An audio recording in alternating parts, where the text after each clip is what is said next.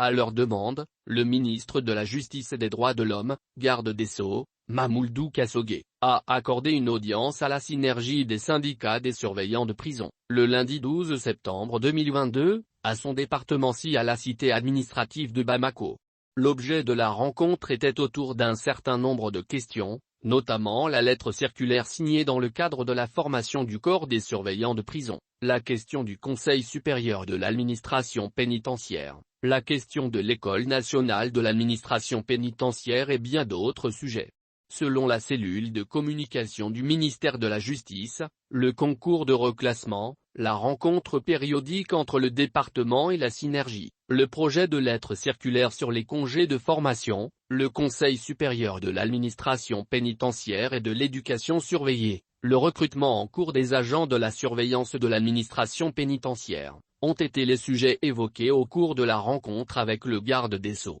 Pour la circonstance, le ministre de la Justice et des Droits de l'Homme était entouré par le secrétaire général, le chef de cabinet, le coordinateur de la cellule de communication, le conseiller technique chargé de l'administration pénitentiaire et le directeur national de l'administration de la justice. Selon le lieutenant Dada Konaté, secrétaire général de la section syndicale des surveillants de prison, l'objet de la rencontre était autour d'un certain nombre de questions, notamment la lettre circulaire signée dans le cadre de la formation du corps des surveillants de prison, la question du Conseil supérieur de l'administration pénitentiaire, la question de l'École nationale de l'administration pénitentiaire et bien d'autres sujets. Après les débats, ils ont pris l'engagement de travailler sur tous les textes prévus dans le statut des surveillants de prison et de nous soumettre afin qu'on fasse des observations dans le cadre de la réforme et de la refondation, a-t-il dit. Avant d'ajouter que le département de la justice a promis de prendre un arrêté conformément à la loi.